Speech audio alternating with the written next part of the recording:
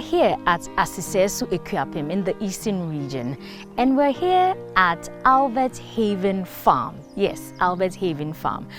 I'll tell you what's interesting about this farm because it's an all-inclusive farm.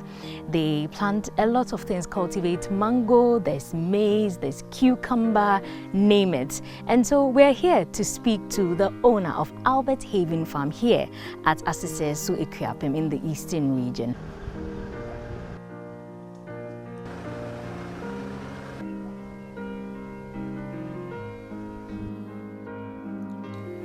Why farming? Farming is important to me. I've been in the development field for about 30 years. So I see agriculture is important. But my entry into agriculture was accidental. Okay.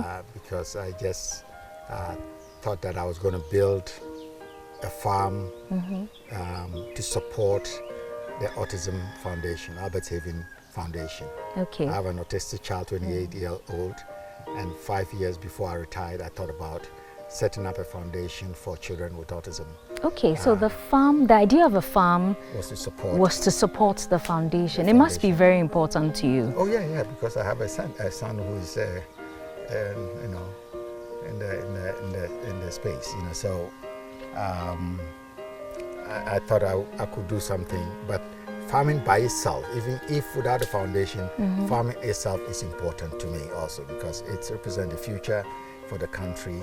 It represents an opportunity for employment. It represents an opportunity for facing the food sustainability that the future will face, So there's so many, and it's also a fertile ground for deployment of technology and also many other science and so on. So it's important. Agriculture is very important to me. So it's a natural kind of convergence of supporting both the Albert Haven Foundation and Albert Haven Farms. Okay, so help us explore your all-inclusive farm. Yeah. So what do you cultivate here? We have about 60 acres of mango. We have assorted fruits, about 20 acres. And we actually work on 3 different sites. One farm is about 100 acres, out of which we've cultivated our 60 acres. And we have 2 10-acre farms where one of them we grow maize, and one of them we grow mango and maize.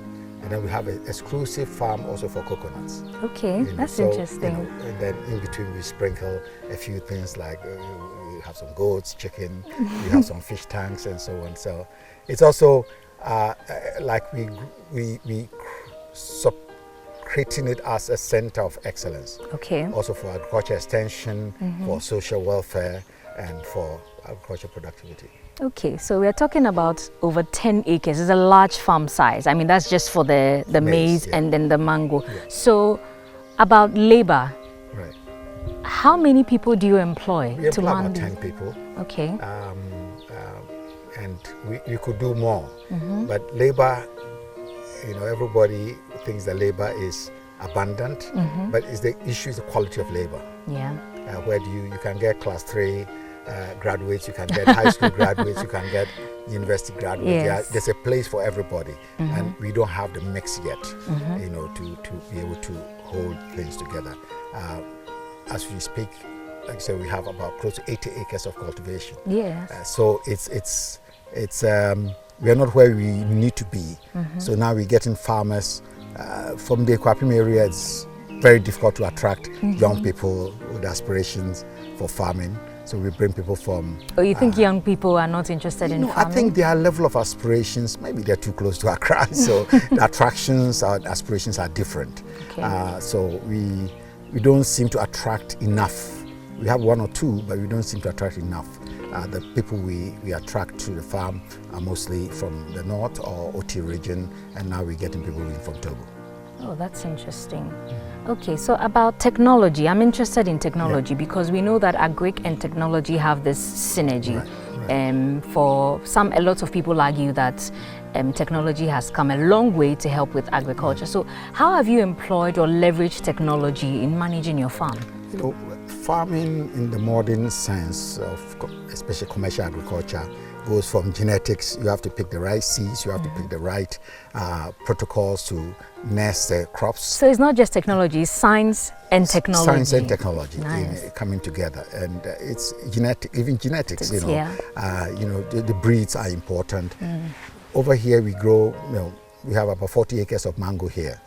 Most of the mangoes are hybrids, kit variety. So from day one, you first have to graft them with the local mango, and then you pick the scions from the mango to graft to grow the hybrid ones. You still use the old, so you cannot do away with the old mango trees that we have, because they are able to seed properly. They are able to survive the natural. So right from day one, from the nursery to planting you need to employ, whether it's chicken manure or whatever manure you can find, to spacing, the right spacing, pruning as the plants grow, spraying them for protection against.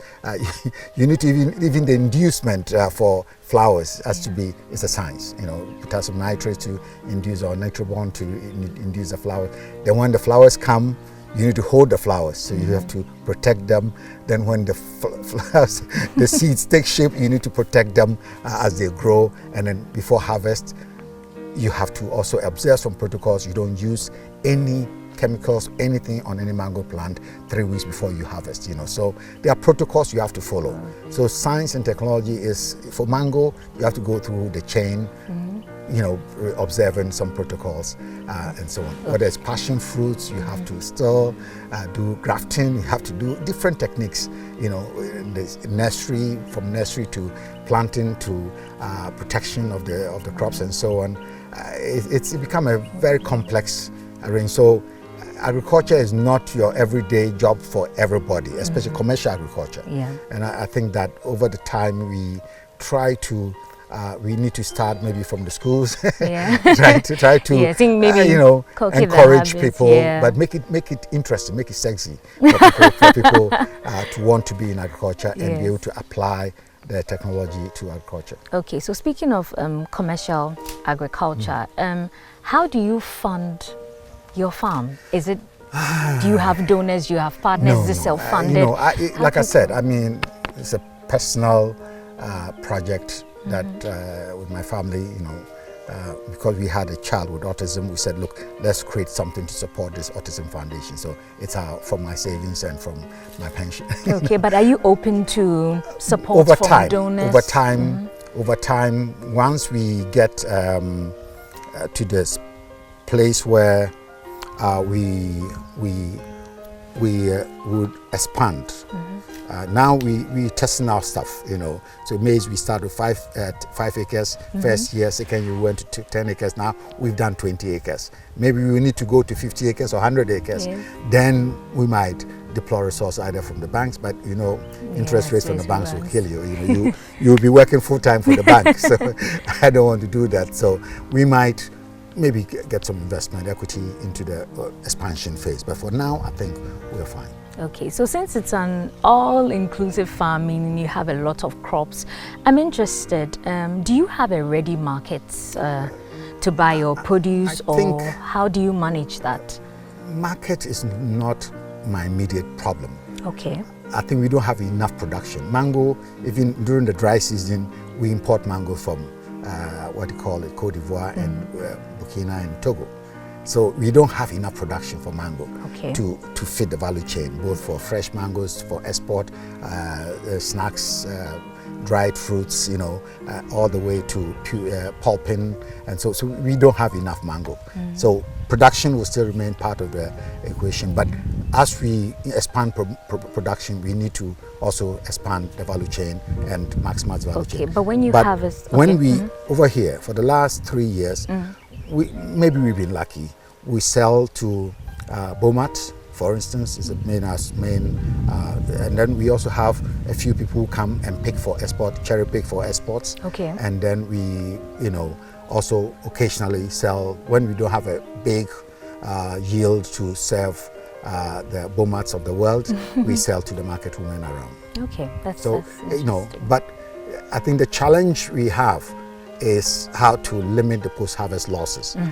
Any delay in picking the fruits means you're losing 10% of your fruits maybe every week or every 2. 10%? Yes, yes. So when the factory says they want the fruits at this time, we hope that they can come for the fruits on time. Because anytime they delay, we have a So situation. which means even the whole planting season, right from the planting to the harvesting, even after harvesting, there's still the time factor. Right. That's very once the important. mangoes mature, these hybrids, when it ripes, it's gone.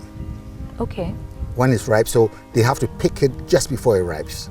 So the longer it stays on, matured, it starts getting rotten. The pests will have a feast, you know, and then it starts rotting very quickly. They are perishable, you know. So you need to pick them right timing for picking and taking to factory so they can process it, you know. Or if they have to export, you have to pick them right before the export, you know. So, and sometimes they pick for export and the plane doesn't go.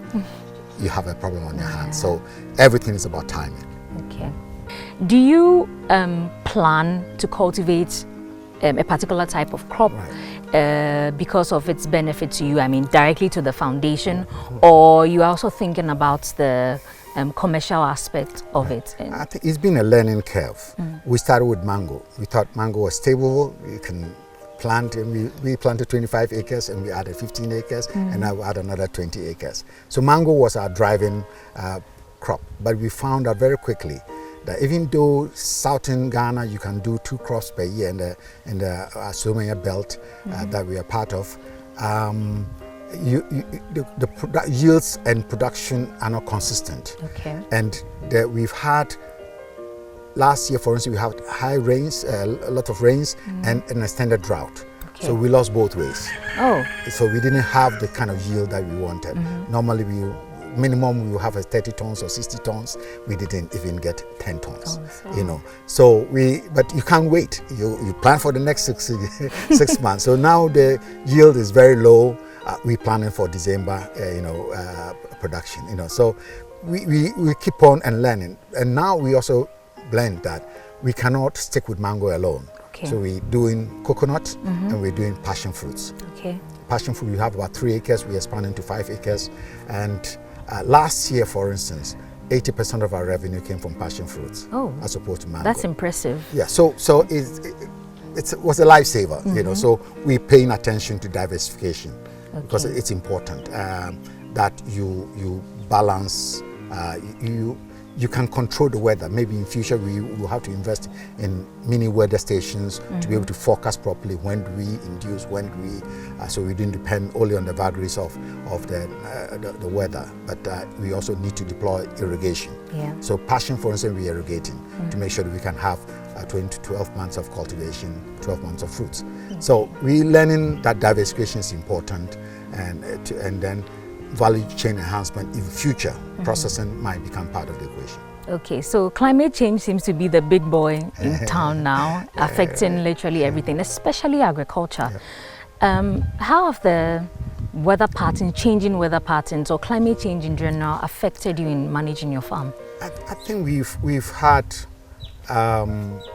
we're learning as we go. Okay. And as I said, we don't know enough about the changes, and so what we're doing is that at least for some crops, irrigation is a must. We need to irrigate. For some crops, we need to invest into weather science, deploy the best app or whatever we can get to be able to predict months ahead of time. When the rains are coming, how we need to be ready for inducement of flowers or protection of flowers. So we're going to learn the adaptation part is what is important for us now. Okay. We don't know how to mitigate climate change on a broader scale, but also growing tree crops for me is important for climate change management. And so I'm focused on crops, tree crops, which actually helps also with ecosystem management a bit. But more important, we need to deploy more science, more knowledge to the production side. Okay, so let's go back a bit to before when you started farming. You were in a corporate, should I say, a corporate job. So you've already told us why you chose farming, but when you decided to leave the corporate world. I mean, you could have decided to spend your good retirement on anything else. Right. And I know that your zeal to get into farming stems from your eagerness to want to support the Autism Foundation. But do you have any experience? Because you've worked in the corporate, you were at the World Bank, yes? Yeah. And did you have any experience? Anytime I introduce myself, I said I'm pretending to be a farmer. And 4 years I've been doing that, successfully or unsuccessfully. So are you a self-taught farmer? I think I have roots in farming. My father used to drive us crazy by taking us to palm plantation, and we hated it, but we needed to go to get money for boarding school. So we reported for 3 weeks, and we can go back to Takoradi and party some more. So I've had some, but in the corporate, in the World Bank, I happen to have been a lead specialist on water. So water, water, and then also infrastructure in general. And I became country manager for 2 or 3 countries. So it's in my life cycle, I've had interaction with farming. Okay. Either on the so it wasn't side. entirely new to you when you decided to start? No, I mean, what I'm doing here is not farming. It's gardening. The Ugandans call their farms gardens. So maybe that's what we're doing. I'm doing a garden here because in Morocco, for instance, when I was in charge of water in the Middle East, North Africa, we transformed the channel irrigation for 300,000 hectares of channel irrigation to drip irrigation to support the export sector of fruits, to Europe. So that was a massive project, $300 million of that. Egypt, average project per year was about $100 million into irrigation. Wheat, rice, every type of crop that you can imagine. So I've seen commercial agriculture in Saudi Arabia. Average farm was 50,000 cows. Wow. In Saudi Arabia, and where all the automation systems are monitored from Holland. So I've seen modern agriculture, and I hope that I can, with the incremental progress that we'll make here, we can also introduce some of it, and that's why I'm starting with the mechanized maize farming, or irrigated passion fruits, or I'm going to start growing coffee. So exotic crops, value, maintaining crops, So we'll find a segment of how some of the things I learned, when I was in corporate, to the job. Okay, so it comes a bit natural that I'm having a good time, but at the same time also contributing to agriculture. So we work with the Minister of Agriculture, the district office. We use the farm as an extension base for training the extension officers, but also they can bring other farmers here to see the greenhouse, to see nurseries, to see other things. So we will make that contribution. But I think that farming is something that going forward in Ghana in general, we need to take it a bit more serious. Okay, still on your contribution, you mentioned that you were roped into a school farming project. Tell us about that. I serve on a board for Cosmos Innovation Center, which is one of the corporate social responsibility of Cosmos Energy. Yes, Cosmos Energy. And then there's some funding available from Mastercard Foundation, which is supporting close to 500 schools in agriculture. So one of the schools here is even though they are doing it, I'm supporting that, and I'm hope that we can introduce agriculture at this infancy, modern agriculture, to all high schools or primary schools in Ghana, so that people grow, and naturally progress into agriculture without going through the aspirations, confusion, what to do with a day job or a side gig, and so with on. Your experience, but they can go into agriculture purposefully because they've been over the years been associated with agriculture even at school. Okay, let me just get your thoughts on this. You have extensive knowledge in the corporate world and also with agriculture. How significant do you think agriculture is to Ghana's economic growth? Ghana is still an agriculture country, basically, but low productivity agriculture country. So we need to raise our game. We need to raise our game. And I think there are snippets of little explosions of, you see in the middle belt, in Savannah Belt, people are doing large scale from planes, people are going in, livestock ranching is becoming part of the game. Before, only the Fulanis brought their cattle around, but now people are growing cows, so I think there's a movement, a positive movement in agriculture. I think a bit more resourcing will help, a bit more science-based research support. It's not all about money. Okay. It's the information. Getting the right information to the farm gate will be very important. But at the end of the day, we need to increase our size of our farms. We need to get more productive, and we need to apply more science in agriculture. Here we use a tractor to plow. Okay. We use a seeder to seed. We add fertilizer to the seeder, so you plant with the fertilizer, first stock fertilizer, and then after 6 weeks, when you start tasseling, you do the ammonia sulfate or urea if you want. The issue we have, you can see, it's maybe 6 weeks and it's already we having fruits, but we have issues of fall armyworm. Yeah. You can tell fall armyworm attack, so we had to apply insecticide to control the fall armyworm. We also apply nicotine to control the weeds. So you see the farm is looking clean, so the plants can absorb all the nutrients and grow properly. But fall armyworms is our major problem this year. It looks like for this area we are fine, but for the new growing area we might have to spray another round of protection against the fall armyworm. Okay, and this has a tendency to affect your yield. It can eat up. If you're not careful, even 50% of your harvest can go. Oh, that's a lot. Yeah, it can really wreck your farm. So once you see it, you need to attack it quite quickly. Okay, but are there any preventive measures, especially for these diseases? It's an open field, so... Right. We don't know. The agri-extension people have been working with us on the farms, but I think early, and the government has even some program to support farmers to control it. Because once you have fall armyworm, it's area wide, so you need to be able to spray different farms to be able to control. Otherwise, you losing.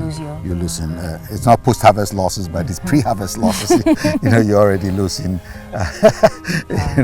Even before you harvest. So, but the yield, it seems good. It's picking up. The tasseling is nice, and now it has another 1.5 months to grow. So we expect bigger crops. Okay. So bigger crops, and then hopefully we can get the yield that we need. All right. We also have, you notice, drainage problems. We need to, when you plow, you need to also observe drainage. So how do you work that? You need to, in the land preparation, you need to take out drainage. Okay. So maybe we have to ridge across, cut off drains to drain the field properly, so you don't have all the soil, but what you see is that some places will grow nicely and other places will not grow properly, this is our maybe first year with mechanized farming, so we're learning our lessons and then we'll correct them as we go. Okay. Also, leveling the land is important. We don't have zero tillage. So now you can use laser to control the leveling. If you level properly, then you can control the erosion also. So we'll try. Subsequently, we'll apply better methods to reduce. So we can say that technology has been such a big blessing to farming. No, that's the way to go. That's the only way to go. The only way to go. We have to deploy technology on our farms. Okay. Whether small or big. Okay. Whether small or big.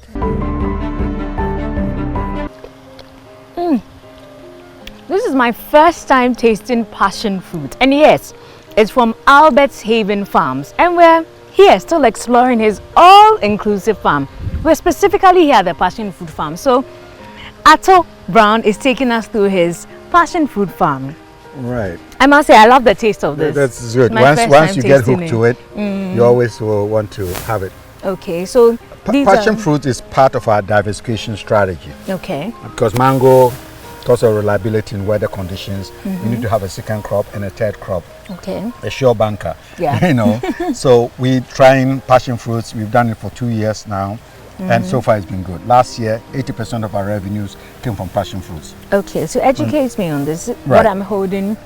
It's the same. There are 3 different colors. Okay. This is the lime green, Okay. and there's a yellow type, Okay. and then there's a purple type. Okay. The purple is sweeter, Okay. you know, and you can graft and have all purple if you want, all yellow, but the yellow ones are the stable ones that normally you use in planting. Okay, and You the can- yellow ones are bigger. and you Okay. can graft the soil. They handle well the soils, the type of soil we have in Africa in general, and you can graft the other exotics like the purples on them and get more.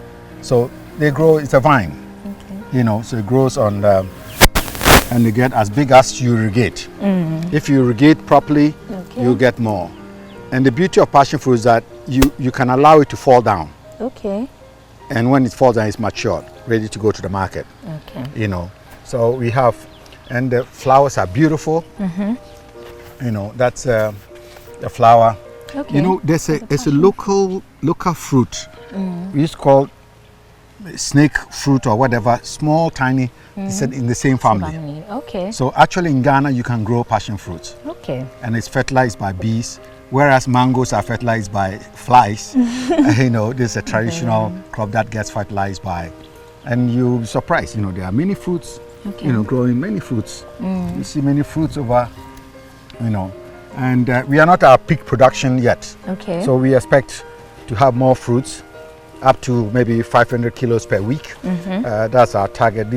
And we hope that we can grow another 2 acres of passion fruits to bring it to about 1,000 kilos per week. So it's a work in progress. So what's the planting and harvesting period for this? It's within 1 year. Okay. 4 months of planting, you can start harvesting Oh. for at least 6 months. Okay. You know, if you irrigate, you can harvest for 12 months and over 4 years. Okay, so you harvest them in bags? In bags. In bags. Okay, so how many bags are usually in a Normally, particular like we planting said, period? we go from, it starts with 20 kilos and it gets to 40 kilos and it gets to 200 kilos. We've all gone all the way to 500 kilos per week. You know, so it's good money. It's good money. We don't Okay. any kilo of passion fruits is bought. And then Okay. if even they don't buy, there's a glut in the market, you can bag them and freeze them. And then the dry season, people will come and buy the seeds, you know, because it's just the seeds. Seeds, yeah. You know, it's too bulky, and it's also very tough. These ones are not good for supermarket because of the holes, Okay. but the holes doesn't go all the way through.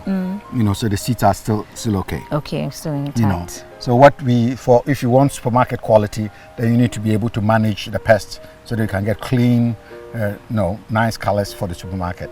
You know, otherwise, you know, it's doing well. I mean, it's doing for, because of the drought, you see a lot of brownish. Once the rain started, you know, they are back. Thank you so much, Mr. Elton Brown, for having us on My Albert Haven Farms Our today. royal pleasure. Okay, and that's it for this week's episode of Food Chain. My name is Denise Yapomaeje, bringing you this episode all the way from Masisi, so here in the Eastern region. And I'm enjoying my passion fruits.